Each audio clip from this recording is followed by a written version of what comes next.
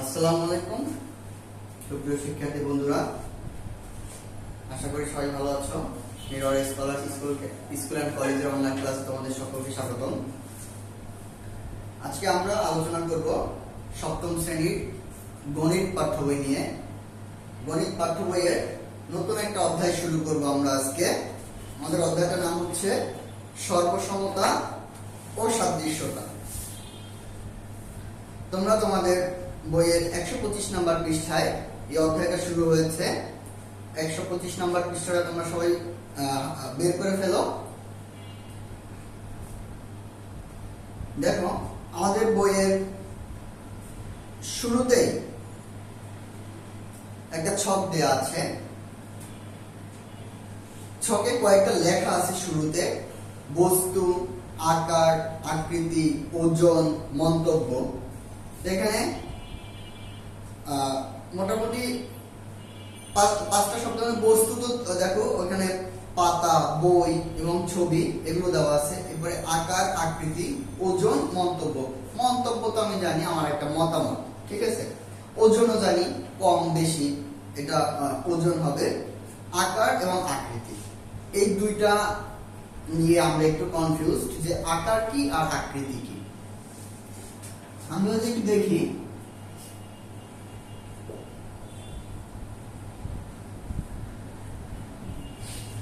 আকার এবং আকৃতি, আমি যদি তোমাদেরকে সহজ ভাষায় বলি বা সহজভাবে বলি, আকার বলতে আমরা বুঝাই যে একই রকম দুইটা জিনিস দেখতে একই রকম। যেমন আমি যদি বলি, একটা ধরো একটা আম পাতার মতো অন্য একটা আম পাতাই হবে, কিন্তু তুমি যদি একটা কাঁঠাল পাতার মতো কাঁঠাল পাতার সাথে আম পাতাকে তুলনা করো, তাহলে কিন্তু সেটা একই আকারের হবে না। এবং আমরা এরকম কথা বলি যে আকারে ছোট, আকারে বড়, ঠিক আছে। তাহলে এই কথাটা দ্বারা আমরা আরো সহজে বুঝতে পারি যে আকার দ্বারা আমরা বুঝি সাইজে ছোট বা বড়। সহজ কথা, যে সাইজে ছোট অথবা বড়, এটাকে বোঝায় আকার। এরপরের কথাটা, তাহলে আকার মানে আমরা সহজে বুঝি যে ছোট অথবা বড়, এটা দিয়ে আমরা আকার বুঝি। এরপরে আসে আমাদের আকৃতি, ঠিক আছে। আকৃতিটা হচ্ছে আরো সহজ ব্যাপার। যেমন আকৃতি তোমার কিন্তু ওই যে শুরুতে যে উদাহরণটা দিয়েছিলাম যে একটা আম পাতার মতো কিন্তু অন্য একটা আম পাতাই হবে। কাঁঠাল পাতার সাথে তুমি আম পাতার তুলনা করলে সেই দুইটা পাতার আকৃতি কিন্তু একই রকম না। আবার যদি আমরা যেমন ধরো আমার কাছে এই যে একটা মার্কার দেখা যাচ্ছে, বা আমি যদি এই ডাস্টারটা নেই, এই দুইটার আকৃতি কি একই রকম না? একই রকম না। কিন্তু আমি যদি এই ডাস্টারটার সাথে আরো একটা ডাস্টার নিতাম একই সাইজের, তাহলে আকৃতি কিন্তু একই রকম হতো। তো এটাই হচ্ছে আকৃতি, মানে একই রকম দেখতে কোনো কিছু, ঠিক আছে। দেখতে একই রকম কোনো কিছু, সেটাই হচ্ছে আকৃতি। এখন এখানে আমরা ছকটা পূরণ করব। একটু মনোযোগ দিয়ে খেয়াল করো সবাই। আমি তো বোর্ডের চিত্রগুলো আঁকতে পারতেছি না, তোমরা চিত্রগুলো বই থেকে নিবা এবং এখানে ছকগুলো আমরা পূরণ করব।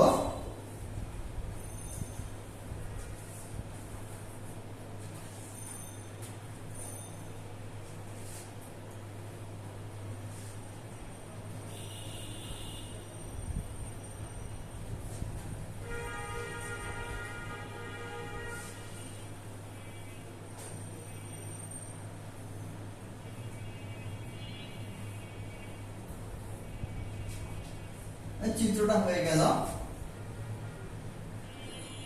বস্তু,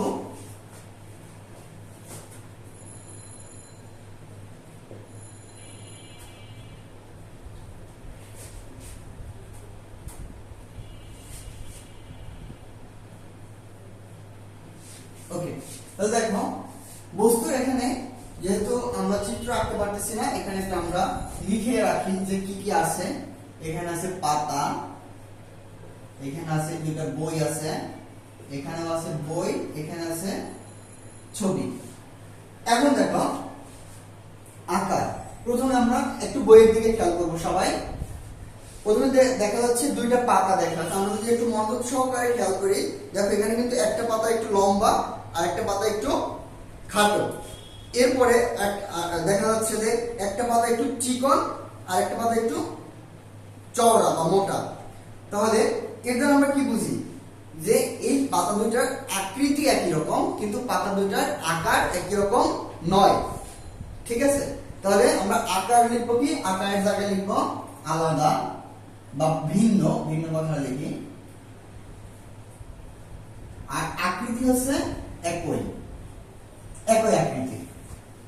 এখন এই দুইটার ওজন, ঠিক আছে, আমরা তো আর এখন মেপে দেখতে পারবো না, কিন্তু আমরা যেহেতু দেখতেছি এখানে একটা লম্বা, একটা চিকন, একটা মোটা আর একটা খাটো, তাহলে এখান থেকে আমরা সহজে আমাদের ধারণা অনুযায়ী লিখে নেই যে ওজন সমান নয়। এটা আমরা লিখতে পারি ওজন সমান নয়, একটু কম বেশি হতে পারে। আর মন্তব্য, এই মন্তব্যটা আমাদের মূলত পূরণ করতে হবে দুইটা শব্দ দিয়ে। একটা হচ্ছে সর্বসমতা এবং একটা হচ্ছে সদৃশ্যতা। তাহলে এই সর্বসমতা সদৃশ্যতা দিয়ে পূরণ করার আগে সর্বসমতা কি আর সদৃশ্যতা কি সেটা আগে আমাদেরকে বুঝতে হবে।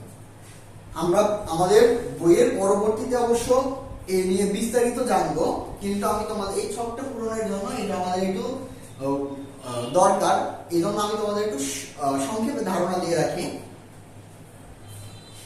সর্বসমতা হলো তোমার যে কোনো একটা বস্তুর সব দিক সমান, যে কোনো একটা বস্তুর সব দিক সমান হবে, বা যে কোনো একটা আকৃতির সব দিক সমান হবে।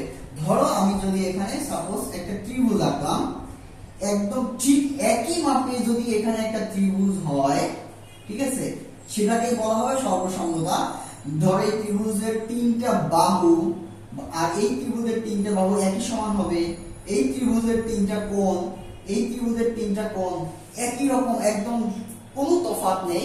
যদি একই রকম হয় তখন সেটাকে বলা হবে সর্বসমতা, মানে কোনো জায়গায় কোনো প্রকার ভিন্নতা নেই, সব একই রকম, সেটাকে বলা হয় সর্বসমতা। আমি যদি তোমাদের বই থেকে একটু উদাহরণ দেই, ধরো তুমি তোমার দুইটা গণিত বই, গণিত তোমার বই আর তোমার ধরো পাশে বন্ধুর বই একসাথে পড়লাম, তোমাদের দুইটা গণিত বইয়ের মধ্যে কোনো তফাৎ আছে? অবশ্যই নেই। ঠিক আছে, তাহলে এই যে দুইটা গণিত বই তুমি পাশাপাশি রাখলা তোমার সপ্তম শ্রেণীর, এইটাকেই বলা হবে সর্বসমতা। আবার যদি তুমি ধরো তোমার গণিত বইয়ের সাথে তুমি তোমার বন্ধুর বাংলা বইয়ের তুলনা করতে যাও, তখন কিন্তু সেটা সর্বসমতা হবে না, কারণ দেখা যাচ্ছে গণিত বইটা একটু মোটা, বাংলা বইটা একটু পাতলা। ঠিক আছে, গণিত বইয়ের পৃষ্ঠা আছে কম, বাংলা বই গণিত বইয়ের পৃষ্ঠা আছে বেশি, বাংলা বইয়ে কম। তাহলে এখানে তফাৎ আছে, বিভিন্ন ধরনের ভিন্নতা আছে, যার কারণে এটাকে আমরা সর্বসমতা বলতে পারবো না। যার কারণে এটাকে সর্বসমতা বলতে পারবো না, কিন্তু এটার মধ্যে কিন্তু সদৃশ্যতা থাকবে। সদৃশ্যতা কিভাবে থাকবে যদি বলি, ধরো এই যে আমার হাতে একটা মার্কার আছে, বা আমি যদি একটা স্কেল দিয়ে দেখাই, এই যে একটা স্কেল, আমাদের এরকম আরো স্কেল আছে, এর থেকে বড় সাইজের স্কেল আছে, এর থেকে ছোট সাইজেরও স্কেল আছে। তাহলে এই যে স্কেলগুলো দেখতে কিন্তু একই রকম, কিন্তু এর আকার কিন্তু আলাদা, ভিন্ন। তাহলে যখন এই ধরনের অমিল থাকবে তখন সেটাকে বলা হবে সাদৃশ্যতা, মানে দেখতে একই রকম কিন্তু দুইটা বস্তুর মধ্যে কোনো না কোনো পার্থক্য, মানে তফাৎ বা ভিন্নতা থাকে, তখন সেটাকে বলা হবে সদৃশ্যতা। তাহলে এটা সম্পর্কে আমরা পরবর্তীতে আরো বিস্তারিত জানবো, কিন্তু এখন দেখো আমরা এটা আগে পূরণ করে ফেলি।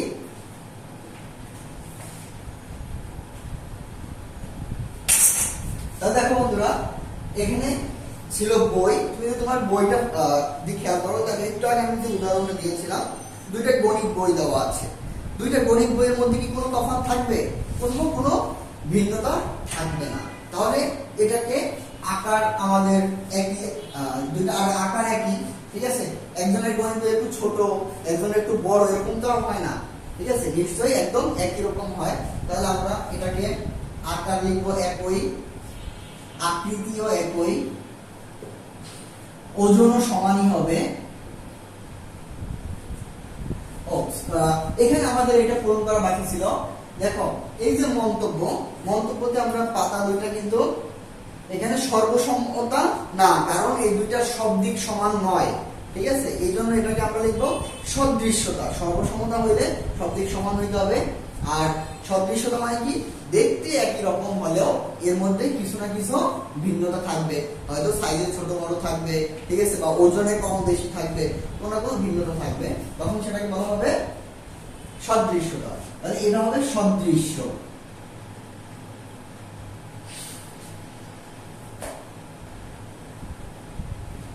সদৃশ্য।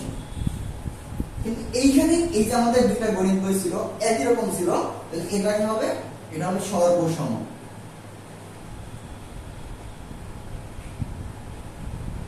এরপর আমরা পরবর্তী চিত্রে চলে যাই। এখানে দেখো তোমাদের ক্লাসের দুইটা বই দেওয়া হয়েছে, একটা বাংলা বই এবং একটা গণিত বই। একটু আগেই আমি যে উদাহরণটা দিয়েছিলাম, তাহলে এখানে দেখো যেহেতু দুইটা বইয়ের মধ্যে ভিন্নতা আছে, দুইটা বইয়ের মধ্যে ভিন্নতা আছে, এজন্য আমাদের এখানে বই দুটির আকার কিন্তু একই রকম, ঠিক আছে, মানে যদি আমি লম্বা চওড়া মাপি একই রকম, কিন্তু তুমি যদি বইটার পুরুত্ব মাপতে যাও তাহলে দুইটা বই কি একই রকম হবে? নিশ্চয়ই নয়। তাহলে এই দুইটার আকার একই রকম নয়, আকার হচ্ছে ভিন্ন, আকৃতিও এখানে ভিন্ন, ওজনও সমান নয়, আর মন্তব্য হচ্ছে এটা হচ্ছে সদৃশ। সদৃশ কারণ এটা সাইজে একরকম, দেখতে একরকম হলেও এর মধ্যে ভিন্নতা আছে। এরপরে দেখো দুটো ছবি দেওয়া আছে, একটা ছবি একটু ছোট, একটা ছবি একটু বড়। তাহলে এখান থেকেও আমরা বুঝে নিতে পারি ঠিক এটা এই যে পাতার মতো ছিল, একটা ছোট একটা বড়, তাহলে পাতার মতো এখানে ভিন্ন, কিন্তু আকৃতি কিন্তু একই রকম। এখানেও আকৃতিটা একই রকম হবে।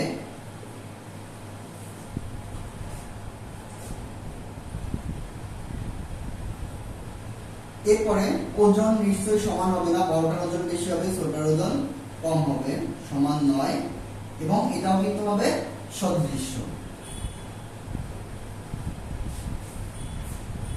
তাহলে দেখো আমাদের কিন্তু চিত্রটা পূরণ করা হয়ে গেল। এরপরে আমাদের জন্য নিচে কিছু লেখা আছে, আমরা লেখাটা একটু দেখি মনোযোগ সহকারে। তোমরা উপরের ছক থেকে বুঝতে পারছো যে কিছু জিনিস দেখতে হুবহু সমান, আবার কিছু জিনিস দেখতে একই রকম কিন্তু সমান নয়, ঠিক আছে, কিছু জিনিস সমান, হুবহু সমান একই রকম হয়, আবার কিছু জিনিস দেখতে একই রকম হয় কিন্তু সমান হয় না, এর মধ্যে কোনো ভিন্নতা থাকে। যেমন আম গাছের যে দুটি পাতা তুলনা করবে তারা দেখতে একই রকম হলেও আকারে তাদের ভিন্নতা রয়েছে। যে কথাটা আমি তোমাদেরকে আগেই বলেছি যে দেখতে একই রকম কিন্তু এদের আকারে ভিন্নতা রয়েছে। আবার তোমাদের যে কোনো দুজনের গণিত বই সব দিক থেকে একই রকম, গণিত বইটা কিন্তু আমাদের সব দিক থেকে একই রকম ছিল, এর মধ্যে কোনো কোথাও ভিন্নতা ছিল না। জ্যামিতিক আকৃতিগুলোর ক্ষেত্রে এমন দেখা যায়, ওই যে বলছে জ্যামিতিক আকৃতি, আমি যে ত্রিভুজের উদাহরণ দিয়ে যেটা বুঝাইছিলাম, ঠিক আছে, যে তিনটা বাহু তিনটা কোণ যদি একই রকম সমান হয় তখন সেটাকে আমরা সর্বসম বলি, ঠিক আছে। তাহলে ওই উদাহরণটা দিয়ে এখানে বুঝাইছে দুটি আকৃতি একবারে সব দিক থেকে একই রকম হতে পারে, আবার একই ধরনের দুটি আকৃতির আকারে ভিন্নতা থাকতে পারে। এই ধারণাগুলোর খুব সুন্দর নাম রয়েছে, সর্বসমতা ও সাদৃশ্যতা, যেটা আমরা আগেই বলেছি। আমরা কিছু কাজের মাধ্যমে এই ধারণাগুলোকেই এই অধ্যায়ে বুঝবো। ওকে, এরপরে তোমরা সবাই পরবর্তী পৃষ্ঠায় চলে যাও। এখানে আছে সর্বসমতা। সর্বসমতা সম্পর্কে এখানে বিস্তারিত লেখা আছে, আমরা একটু দেখি এখানে কি বলেছে। এই মাত্র কিছু জিনিসের যে তুলনা করেছি সেগুলোর মাঝে একটি তুলনা ছিল তোমাদের দুটি গণিত বইয়ে, আমাদের দুটি গণিত বইয়ের তুলনা ছিল, যেটা আমাদের এই জায়গায় ছিল, এই জায়গাটায় দুটা গণিত বইয়ের তুলনা ছিল। তাদের আকার আকৃতি এবং ওজন সবকিছুই মিলে গিয়েছিল। ঠিক আছে, আমরা বলেছিলাম যে দুইটা গণিত বইয়ের মধ্যে কোনো ভিন্নতা থাকবে না, ওজন, আকার, আকৃতি সবকিছু একই রকম হবে। কিন্তু জ্যামিতিক আকৃতি তো এমন সব দিক থেকে মিলে যেতে পারে। ঠিক আছে, জ্যামিতিক আকৃতি তো সব দিক থেকে এরকম মিলে যেতে পারে। যেমন ওই যে ত্রিভুজের উদাহরণ দিলাম, ঠিক একইভাবে চতুর্ভুজ হইতে পারে। ঠিক আছে, চতুর্ভুজের চারটা কোণ, চারটা বাহু একই রকম হুবহু একটা সমান আর একটা হইতেই পারে। দুটি ত্রিভুজকে যদি আমরা তুলনা করতে চাই তাহলে দেখব তাদের তিনটি কোণ এবং তিনটি বাহুই মিলে যায় কিনা, যেটা আমরা অলরেডি তোমাদেরকে পূরণ করে দেখাই মানে চিত্র এঁকে দেখিয়ে দিয়েছিলাম। এমন ভাবে সব দিক যদি মিলে যায় তাহলে আমরা দুটিকে আকৃতিকে বলবো সর্বসম। দেখো আমি যে কথাটা বলেছিলাম সেটাকে কিন্তু এখানে উদাহরণের মাধ্যমে আরো একটু বিস্তারিতভাবে লিখে বুঝাইছে যে যদি দুইটি বস্তুর মধ্যে কোনো ধরনের কোনো ভিন্নতা না থাকে, সব দিক একই রকম হয়। যেমন ধরো আমি এখানে দাঁড়িয়ে আছি, আমার একদম ঠিক কপি, ঠিক আছে, ঠিক কপি যদি ধরো আমার এখানে আমার পাশে যদি দাঁড়িয়ে থাকে তাহলে সেইটাও কিন্তু সর্বসম হবে। আমরা বিভিন্ন ধরনের নাটক, মুভি এগুলা দেখি যে যমজ থাকে, ঠিক আছে, দেখতে হুবহু একই রকম থাকে, ঠিক আছে, কোনো প্রকার কোনো ভিন্নতা থাকে না, তাহলে সেটাকে বলতে পারবো আমরা সর্বসম। কিন্তু ধর দুইজন যমজের মধ্যে একজন একটু শুকনা হইতে পারে, আবার একজন একটু স্বাস্থ্যবান হইতে পারে, একজনের মাথায় চুল থাকতে পারে, একজনের মাথায় চুল নাও থাকতে পারে, তখন কিন্তু আবার সেটাকে আমরা সদৃশ্য বলতে পারবো না, তখন সেটা হবে সর্বসম। তারা একই রকম কিন্তু তাদের মধ্যে তখন ভিন্নতা পরিলক্ষিত হবে, এই জন্য এটাকে আমরা বলতে পারবো সদৃশ্য। ঠিক আছে, কিন্তু সর্বসম নয়। সবকিছু সমান হচ্ছে তাই আমরা সংক্ষেপে করে তাদেরকে সর্বসম বলছি। তাহলে দেখো সর্বসম কথার আগে বাংলা আমরা পাই যে সবকিছুই সমান। সর্বসম কথার আগে বাংলা আমরা কি পাই? যে সবকিছুই সমান। দুটি জ্যামিতিক আকৃতি সর্বসম কি না তা দেখার জন্য একটি উপায় হচ্ছে তাদের অংশগুলো পরিমাপ করে মিলিয়ে দেখা। ওই যে যেমন অংশ বলতে এখানে জ্যামিতিক আকৃতি ত্রিভুজের কি কি অংশ থাকে? ত্রিভুজের দুইটা অংশ থাকে, একটা থাকে বাহু আর একটা থাকে কোণ। তাহলে সবগুলো বাহু এবং সবগুলো কোণ যদি একই রকম হয় সেটা আমরা মিলাই দেখব। যদি যেমন এই যে এখানে যেমন ত্রিভুজের ক্ষেত্রে সবকটি কোণ এবং বাহু, আমরা দুটি জ্যামিতিক আকৃতির চিত্রকে সরাসরি তুলনা করতে পারি একটিকে আরেকটির উপরে রেখে। একটি চিত্র আরেকটির উপরে একদম আরেকটির উপরে রেখে আমরা এটাকে তুলনা করতে পারি। চলো আমরা একটি খেলার মাধ্যমে সেটির উপায় বের করি। দেখো এখানে বলছে যে একটা চিত্র আমরা আরেকটা চিত্রের উপরে একদম রেখে তারপরে সেটাকে মানে মাপতে পারি বা সর্বসমতার তুলনা করতে পারি। ঠিক আছে, যেটা আসলে সর্বসম কি না। তাহলে এই কাজটা আমরা আগামী ক্লাসে করব। আগামী ক্লাসে তোমরা সবাই একটা করে দুইটা করে A4 সাইজের কাগজ হাতের কাছে রাখবা এবং তোমাদের সুবিধার জন্য বলে রাখতেছি A4 সাইজের কাগজ দিয়ে আমরা আগে ছোট সময়ে যে খেলতাম, যে কাগজ দিয়ে প্লেন বানাই তারপর আমরা উড়াইতাম, এরকম ভাবে মেরে উড়াইতাম। ঠিক আছে, তাহলে সেটা আমরা আগামী ক্লাসে বানাবো। ঠিক আছে, আমি আগামী ক্লাসে তোমাদেরকে বানাই দেখাবো। তোমরা হাতের কাছে কাগজ রাখবা, কাগজ দিয়ে আমি বানাবো, আমার সাথে সাথে তোমরাও বানাবো। একই রকম ভাবে এরকম দুইটা এরোপ্লেন আমরা বানাবো। ঠিক আছে, তাহলে আজকের ক্লাস আমরা এতটুকুই রাখবো। এবং তোমাদের জন্য একটু বলে রাখি যে এখানে যে রিডিং পড়াটুকু আমরা করলাম, অবশ্যই তোমরা ভালোভাবে পড়বে এবং সর্বসমতা সম্পর্কে স্পষ্ট ধারণা পেয়ে যাবে তুমি যদি এটা ভালো মতো পড়ো। এবং এই যে আমরা ছকটা করলাম, ছকটাও যদি তুমি একটু মনোযোগ সহকারে খেয়াল করো, তাতেও তোমার সর্বসমতা এবং সাদৃশ্যতা সম্পর্কে স্পষ্ট ধারণা চলে আসবে। ওকে, তাহলে আজকে আমাদের ক্লাস এতটুকুই। পরবর্তী ক্লাসে আমরা এর পরের টপিক থেকে আলোচনা করব। ভালো থাকো সবাই, আল্লাহ হাফেজ, আসসালামু আলাইকুম।